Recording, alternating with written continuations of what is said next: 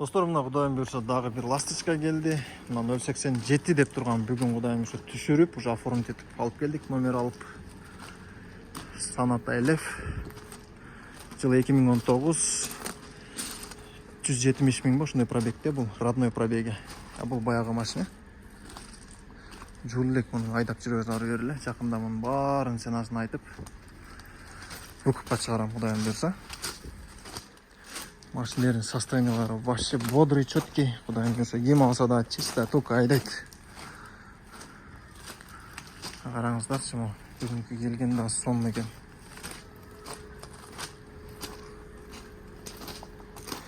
Иштери да таптаза. Ким айдаса да, кандай кореец айдаса да өтө сонун айдаптыр.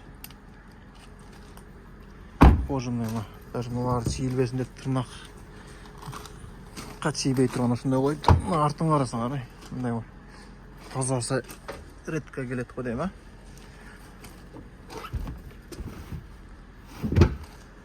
Сонун Кудайым буйрса. Бул К5ти койгонбуз.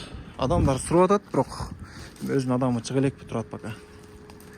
Алардын бааларын эми эсептеп, экөөтең бүгүн оформить этилди. 087 092 болуп. Есептеп, эми обзор кылып, сону алып видеого чыгарам.